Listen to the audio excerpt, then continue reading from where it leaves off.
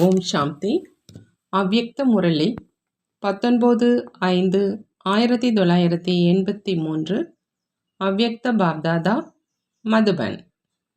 இன்றைய முரளியின் தலைப்பு சாட்சியாக பார்ப்பவராக ஆவது எப்படி. சாட்சியாக பார்ப்பவராக ஆவது எப்படி? இன்று இந்த பழைய உலகத்தின், பழைய ராஜ்யத்தின், உலகத்தின், முற்றிலும் இற்றுப்போன உலகத்தின் செய்தியை கேட்டுக்கொண்டிருந்தாங்க. என்னுடைய குழந்தைகளுக்கு இந்த பழைய உலகத்துல எவ்வளவு சகித்து கொள்ள வேண்டியது இருக்குது அப்படிங்கிறத பார்த்துட்டு இருந்தோம் அப்படின்னு பாப்தாதா சொல்றாங்க. ஆத்மாக்களுக்கு மிகுந்த மகிழ்ச்சிக்குரிய காலம், ஆனா உடலால சகித்து கொள்ளவும் வேண்டியதாக இருக்குது. நம்முடைய ராஜ்யத்துல இயற்கையினுடைய 5 தத்துவங்களும் எப்பொழுதுமே கட்டளைப்படி நடக்கும் சேவாதாரிகளாக இருப்பாங்க. ஆனால் நம்முடைய ராஜ்யத்தை ஸ்தாபனை செய்வதற்காக பழையதை தான் புதியதாக ஆக்கணும். பழையதில் சேவாதாரியாக ஆகியே தீர வேண்டியதாக இருக்குது. இப்பொழுது செய்யக்கூடிய இந்த சேவை பல ஜென்மங்களுக்கு சேவை செய்வதிலிருந்து விடுவித்திடுது. இந்த சேவையினுடைய பலன் சொரூபமா இயற்கை மற்றும் சைத்தன்ய சேவாதாரிகள் உங்களுடைய நாலாபுறங்களிலும் சுற்றி கொண்டே இருப்பாங்க. ஆகையினால நிரந்தரமான அனைத்து பிராப்தியின் எதிரில் இந்த சிறிதளவு சகித்து கொள்வது கூட சகித்து கொள்வதாக அனுபவம் ஆகிறது கிடையாது. சிரேஷ்ட சேவையினுடைய போதை மற்றும் குஷியில சகித்து கொள்வது கூட ஒரு சரித்திரத்தின் ரூபத்தில் மாறிடுது.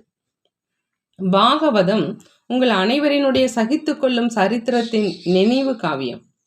ஆகையினால சகித்து கொள்வது கிடையாது, ஆனால் நினைவு சின்ன சரித்திரம் உருவாக்கிட்டு இருக்குது.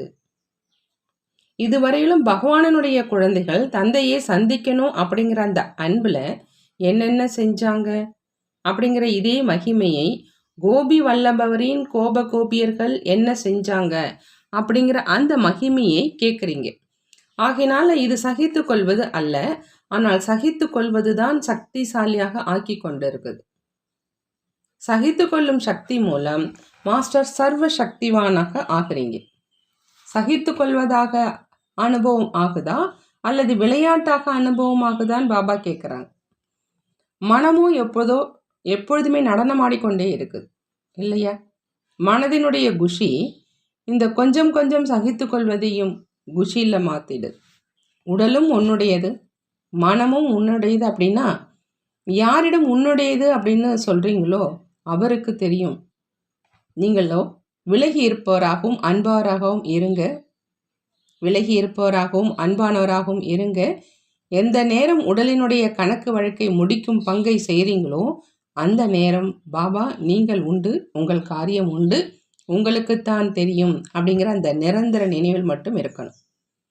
நான் நோயிற்று இருக்கிறேன், என்னுடைய உடல் நோயிற்று இருக்குது என்ற அந்த மாதிரி எண்ணம் இருக்கக்கூடாது. இது உங்களுடைய சொத்து, உங்களுக்குத்தான் தெரியும். நான் சாட்சியாக இருந்து உங்களுடைய சொத்துக்கு சேவை செஞ்சிட்ருக்கிறேன். இதைத்தான் சாட்சியாக பார்ப்பது அப்படின்னு சொல்கிறது. ட்ரஸ்டி ஆகணும். அதே மாதிரி மனமும் உன்னுடையது, என்னுடையது இல்லவே இல்லை. எனது மனம் ஈடுபடுவது கிடையாது, எனக்கு யோகா வர்றது கிடையாது, என்னுடைய புத்தி ஒருமித்து இருப்பது இல்லை என்று இந்த என்னுடைய அப்படிங்கிற அந்த வார்த்தை குழப்பத்தை உருவாக்குது. என்னுடையது என்பது எங்கே இருக்குது? என்னுடையது என்பதை அகற்றுவதுதான் அனைத்து பந்தனங்கள்ல இருந்து விடுபட்டவராக ஆவது. என்னுடைய பணம், என்னுடைய மனைவி, என்னுடைய கணவன், என்னுடைய குழந்தை ஞான மார்க்கத்துல வர்றது கிடையாது. அவங்களுடைய புத்தியின் பூட்டை திறந்துடுங்க அப்படின்னு சொல்றாங்க. அவங்களை பற்றி மட்டும் ஏன் நினைக்கிறீங்க? என்னுடையவர்கள் என்ற உணர்வோடு ஏன் நினைக்கிறீங்க? அந்த மாதிரி ஒருபொழுதும் எந்த குழந்தையும் என்னுடைய ஊரின், என்னுடைய தேசத்தின் ஆத்மாக்களின் பூட்டை திறங்கள் என்று சொல்லக்கூடாது. என்னுடைய மனைவியின், என்னுடைய குழந்தைகளின் என்ற இந்த என்னுடையவர்கள் என்ற உணர்வை எல்லைக்கு அப்பாற்பட்ட நிலையில கொண்டு வருவது இல்லை. ஆகினால எல்லைக்கு அப்பாற்பட்ட சுப பாவனையை ஒவ்வொரு ஆத்மாவுக்கும் வைத்து கொண்டே அனைவரின் கூடவே அந்த ஆத்மாக்களையும் பாருங்க. என்ன புரிஞ்சுக்கிட்டீங்க? உன்னுடையது உன்னுடையதாக ஆயிடுச்சு, எனக்கு எந்த சுமையும் இல்லை. பாப்தாதா விரும்பினால் எங்க வேண்டுமானால் சேவைக்கு பொறுப்பாளராக ஆக்கட்டும்.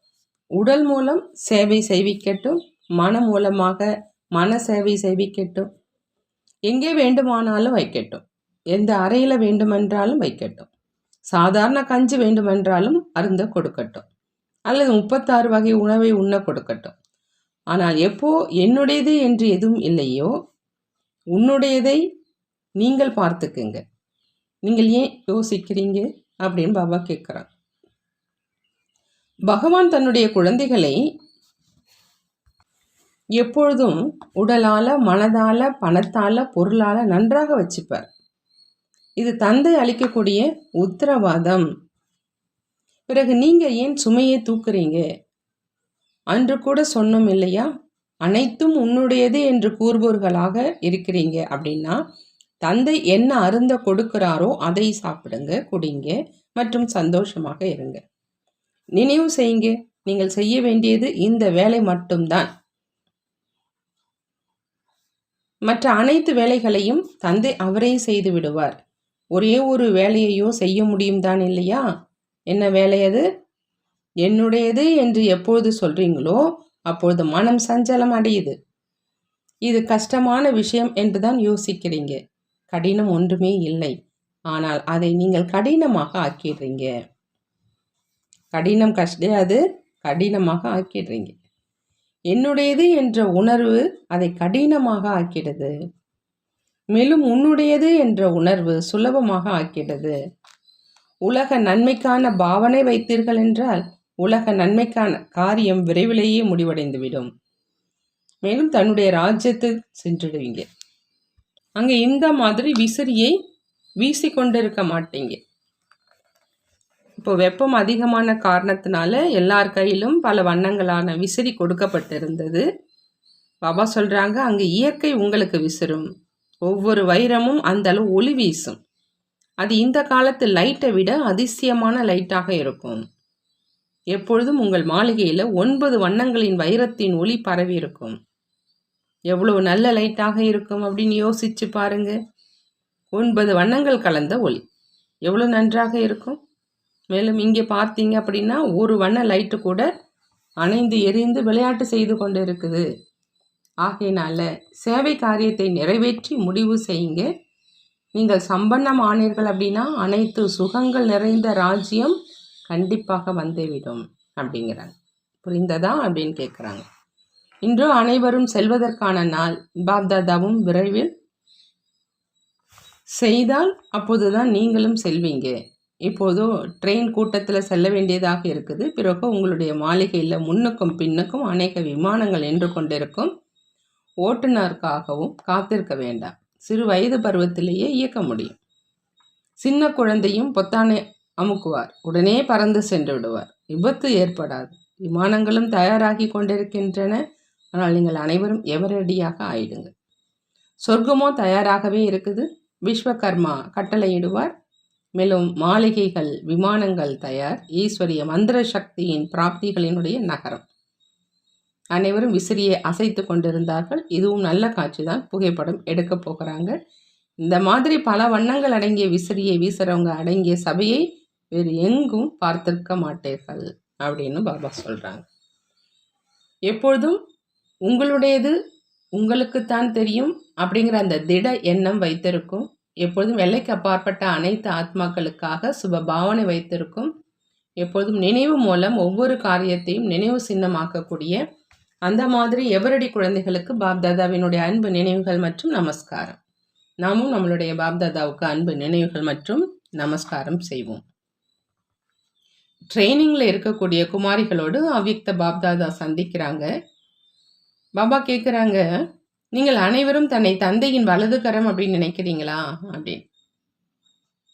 நீங்கள் இடது கரமோ இல்லை தானே? வலது கரம் அப்படின்னு ஒன்று கையை சொல்வாங்க, மற்றொன்று இன்னொன்று யார் சேவையில் எப்போதும் சகயோகியாக இருப்பாங்களோ அவங்களையும் வலது கரம் அப்படின்னு சொல்லுவாங்க. எப்பொழுதும் சேவையில் சகயோகி ஆவதற்கான திட எண்ணத்தை வச்சிட்டீங்க இல்லையான்னு பாபா கேட்குறாங்க. அங்கே உங்கள் இடத்துக்கு சென்றதுக்கப்புறம் மறந்து போய்க்கூடாது. உங்கள் இடத்துக்கு போனதுக்கப்புறம் நீங்கள் மறந்துடக்கூடாது. ஒருவேளை ஏதாவது காரணமா அல்லது காரணம் இன்றி சேவைக்காக வெளியில் செல்ல முடியாது அப்படின்னா நான் சேவையில் துணைவன் ஆகணும் அப்படிங்கிற இந்த லட்சியத்தை வைக்கணும். எப்பொழுதும் ஒவ்வொரு எண்ணத்திலும் சேவை நிரம்பி இருக்கணும். எங்கே இருந்தாலும் அங்கே எப்பொழுதும் தன்னை பூஜைக்குரிய மகான் ஆத்மா அப்படின்னு புரிஞ்சு நடக்கணும். உங்களுடைய பார்வையும் யார் மேலேயும் செல்ல வேண்டாம். வேறு யாருடைய பார்வையும் உங்கள் மீது விழ வேண்டாம். அந்த மாதிரி பூஜைக்குரிய ஆத்மா அப்படின்னு புரிஞ்சு நடந்துக்கணும். பூஜைக்குரிய ஆத்மா நான் அப்படிங்கிற அந்த நினைவில் இருக்கக்கூடிய குமாரிகளின் மீது யாருடைய அந்த மாதிரி பார்வையும் செல்ல முடியாது. எப்பொழுதும் இந்த விஷயத்தில் தன்னை எச்சரிக்கையாக வைத்து கொள்ள வேண்டும்.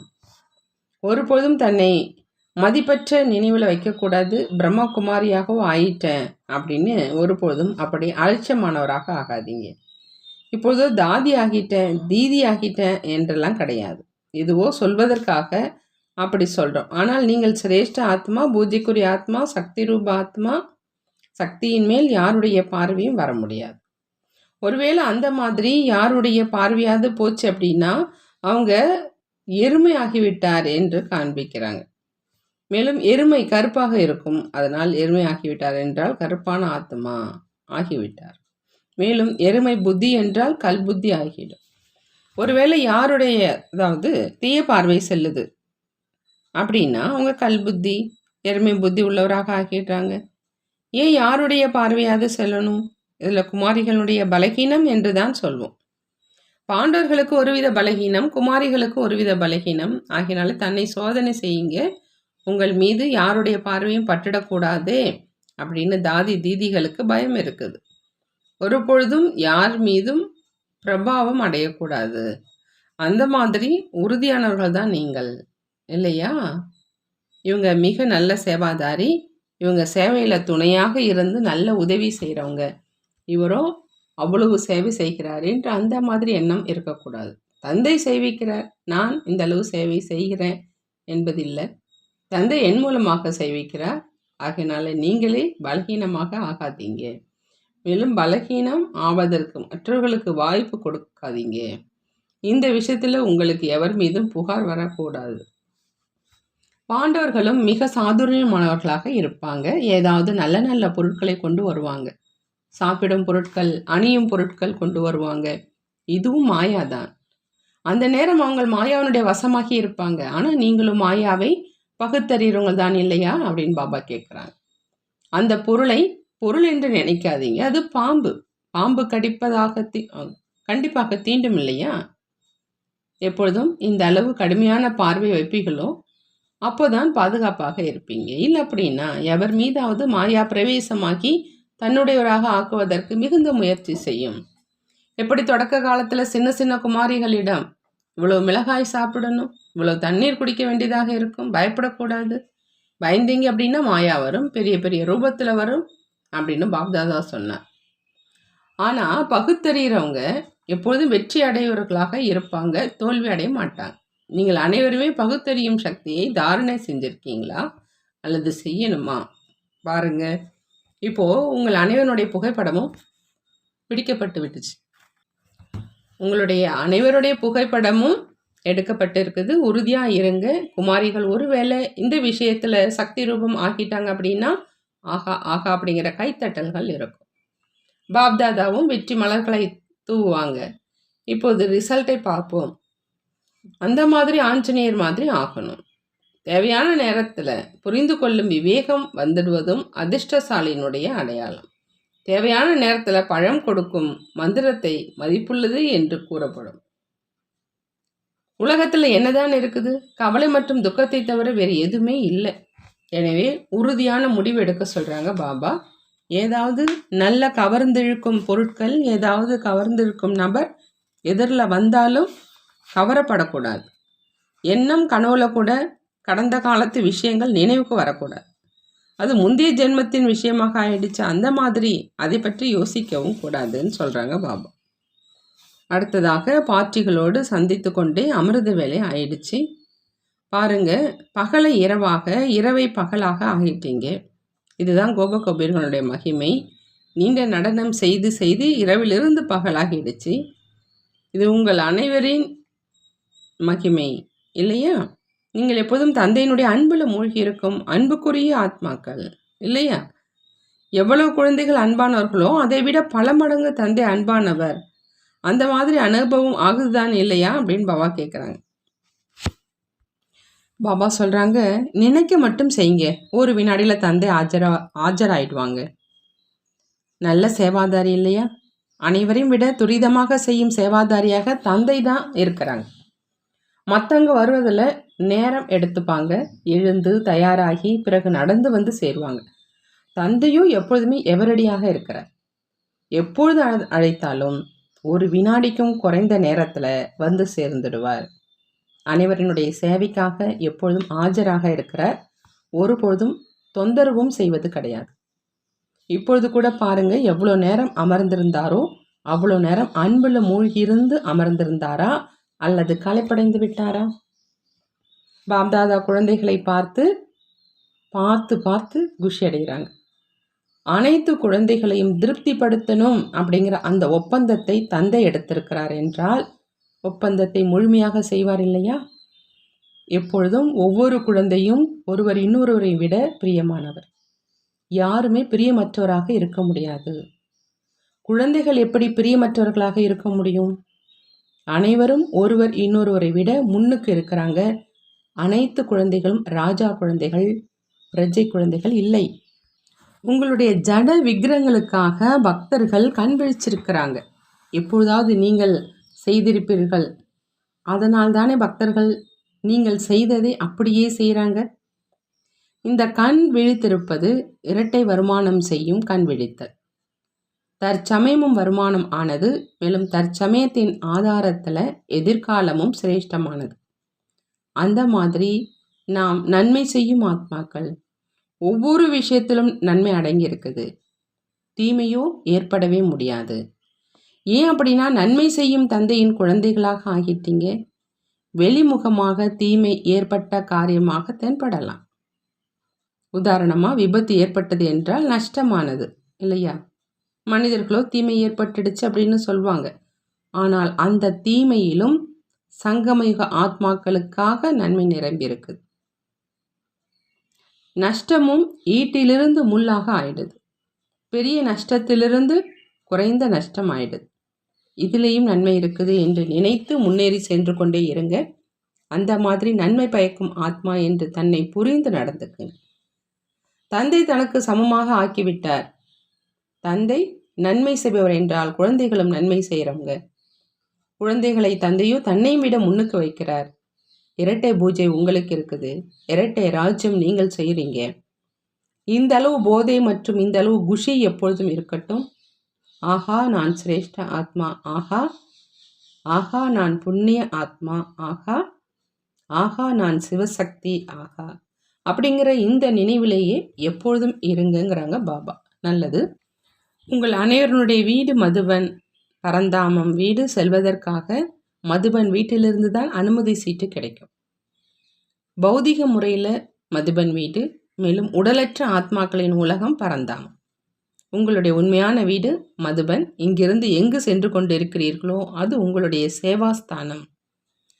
அது தன்னுடைய வீடு என்று நினைத்தீர்கள் என்றால் மாட்டிக்கொள்வீர்கள். சேவை நிலையம் என்று நினைத்தீர்கள் என்றால் விலகி இருப்பீர்கள். எந்த ஆத்மாக்களுக்காக பொறுப்பாளராக ஆகியிருக்கீங்களோ அவர்களுடன் இரத்த சம்பந்தத்தில் இல்லாமல் சேவை சம்பந்தத்தில் பொறுப்பாளராக ஆகியிருக்கீங்க.